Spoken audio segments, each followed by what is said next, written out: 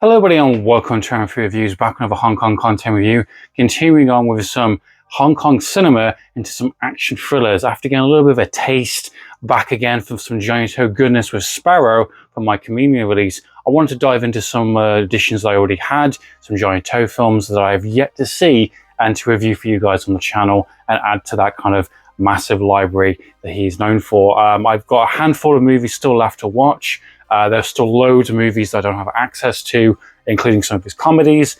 They can go one way or the other, but there is definitely quite a few that I do have access to on various editions or on digital that I can check out and review for you guys. And I have two I wish to talk about for today for you. One will be in a separate video, but for today's one, we'll be talking about Triangle, and this one is very significant. This is the UK DVD version. Super bare bones, just the film itself with subtitles, no extras. Well, apart from a trailer, it's about it, but very standard edition. Doesn't have a Blu-ray release as far as I know anywhere, but definitely one could be one up for grabs down the line from one of the various labels. And this one's very particular and very unique. And I'm surprised not many people talk about this one compared to a lot of other Johnnie To films, being the fact it has some special collaborations. We have three titans of Hong Kong cinema of the heroic bloodshed and crime thriller genre. We have Tsui Hark doing the first section. Part two of the section is Ringo Lam, and then finally capping it off is Johnnie fucking goddamn To. Wow, what a collaboration under Milky Way Image kind of productions, under his kind of studio. And this is a little collaborative little project, an hour-and-a-half film. They both do half-an-hour sections apiece. And the weird thing about this film, I knew about what this film was, got very mixed reception. Not many people really like it. Some people do. It's kind of one of those ones that's kind of hidden under the rug. It's kind of like, oh, that was a cool little experiment, a little project, and that was about it. No one wants to really kind of talk about it or explore it or get much from it, which to some extent I can agree upon. To others, I think it definitely is worth your time, definitely worth checking out, especially if you're a fan of all three of those directors and their individual filmography in terms of what they offered. And one of the interesting things that's interesting about the film is I didn't know this until going into it. Not only did they direct their section, they also had separate writers writing their individual kind of, moment in terms of the film. So each half an hour had the director and his writing team, and then so on and so forth with the other two. I found that's a bit strange. One of the things that is mentioned online, and one of the things that I've looked into in terms of the limited kind of research that I've managed to find in the film, because there isn't much, is that they didn't share notes, they didn't share kind of like any kind of talking points or themes really. They just had an idea for a thriller and they go off and do what they want.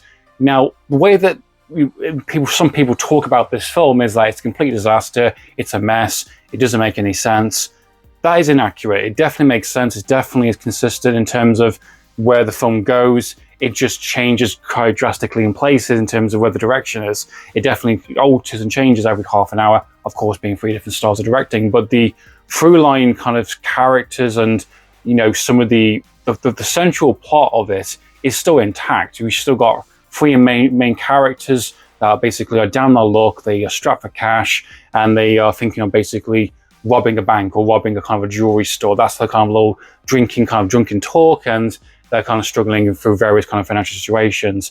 A mystery kind of stranger comes up to them, offering them a golden coin and a business card saying, hey, I have an opportunity here for you to make some real money, and there is some kind of hidden treasure that we can uncover, and you can help me sell this on or something.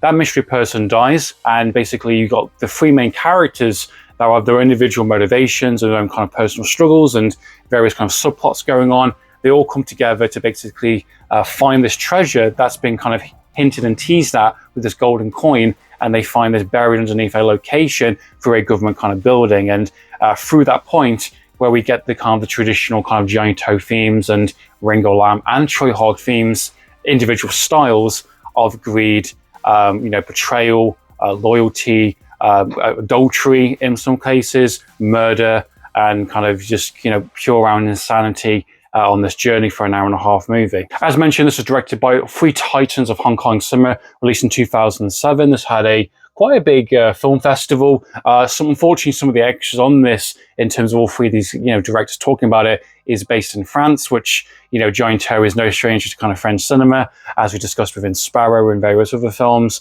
But there isn't much kind of written about this, really. I'm trying to find something. I might end up finding something after doing this video, but it's very interesting kind of collaboration, and you can definitely tell 100% who did what section and how they did it. Essentially, Tsui Hark did a really great job introducing the film in terms of some of the interesting kind of cinematography and some of that camera work, and establishing who the characters are, and some of the kind of the adversaries that we do find within the local gangsters. And we have this guy, corrupt cop, who's having an affair with one of the three central characters. We've got a lot of recognizable actors, some of Johnnie To's regulars with Simon Yep and Louis Koo, various kind of other kind of collaborators that do appear up here and there that you're going to recognize throughout the film. And you've got basically a film about sort of a friendship kind of group-ish, I guess. They don't really know each other that well. They just come across an opportunity to make some money, and through this they come across this kind of treasure, which has this very kind of specific kind of golden kind of chest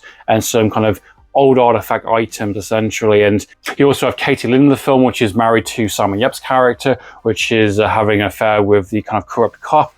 Which basically, her character is really insane, kind of all over the place in terms of the direction. I think that could be down to the writing and how they've kind of, each writers individually wrote that character into the story, where she starts off as someone deeply unhappy, fearing for her life, that her husband's going to kill her and feeding her vitamins, but we don't know what that vitamins is exactly. Suspicion around Simon Yep's ex-wife, being the insurance money paid for the house and paid for his kind of style for a while, and that's why he wants money. And then she's kind of faking a pregnancy with the cop and wants the cop to kill him, and that goes for a massive kind of 180 kind of back and flip-flop storyline. There is some suspension of disbelief what happens to her towards the third act of the film, which I won't reveal, but it's fine. Her character serves her purpose in terms of adding tension and drama where it needs to, and it puts some interesting kind of intense moments throughout the kind of the rivalry of these characters. This leads very, very well into the second section, which is Ringo Lam's territory, very much doing his kind of usual signature style of the Reservoir Dogs, in terms of the greed and the back and forth, the kind of intention building and the intensity between the friendship groups, with having this kind of treasure and want to make money fast, and then their individual kind of tensions that are building up with the corrupt cop who also wants to get on the action, also wants a personal vendetta against the husband with Simon Yap. And then you've got the Louis Koo's character, which is owing favors to gangsters about a kind of getaway driver and threatened to be almost break his legs or his life, so he needs money fast. You've got various kind of pressure cooker points, and for the second act of the film, it definitely leads into that more intensity very well. And I think Ringo Lam does a really good job of executing that, especially within the warehouse sequence and some of the more weirder aspects that do happen within this whole like the dream-like kind of sequence that just happened within the middle act. So Ringo Lam does a really good job within the second act of the film, and obviously it's a natural choice to kind of get it to a bit of a kind of threshold, a clear point where it needs to get to the third act, which is what Johnnie To does very, very well. Now you can definitely tell it's a Johnnie To section when you have Lou Stewart, which is known as Fatty, within every single role he's done from Johnnie To films. This guy is a phenomenal kind of, track record of his kind of, filmography, playing variations of the same character, but he's also in almost every single Johnnie To film, if not every single one, and he appears up in that third act. So it's Johnnie To's kind of section, and he plays a really goofball, weird character about selling tires to, various kind of strangers in the location, which is kind of funny. So really wacky kind of side character, which is just there to add some more tension, and obviously to add to the kind of the cast list. We get a cop involved, and from the events of the kind of the second act of the film, we go into a more of a traditional Johnnie To kind of signature. Yet again, excellent in terms of kind of location with the tall grass and the lighting work and the tension with guns come into the play, and we have this kind of back and forth chase with the various kind of bags where one of the characters are basically taking this kind of golden kind of chest plate, wrapped it into a kind of a bag, and the various kind of characters also got bags, one filled with money, one filled with a bra and various kind of items, and then there's a bit of a switcheroo So you got some classic kind of, deception and unintentional kind of comedy, whether it's intentional or not. It feels very dark comedy in places towards that third act, but also you get some of that really cool kind of stylized kind of location with the kind of the docking and the kind of the tall grass with the with the back and forth lighting going up and down, and various kind of characters coming together and trying to shoot each other and kill each other, and trying to get the money essentially and walk away. It all comes to head really well in that third act. I do think the conclusion of the film is a little bit disappointing, I think, personally. I would have thought the ending would have been a bit stronger. It kind of just neatly wraps itself up, which is fine, and I don't mind it. It's quite an enjoyable film for the most part. I don't think it's anything special. It's rather kind of standard, fair, thriller-based stuff that you've seen countless times. Granted, a lot better within all three directors' individual work. You're going to find much better films, personally. But I think it's a pretty cool, unique experiment. I think it just about works. I think, surprisingly, even though the writing is all done by completely different people, I don't know why they've done that. They add such a different kind of flavour within each section. It definitely feels very entertaining. Like, you don't feel bored or kind of the film's dragging. It definitely kind of keeps things interesting.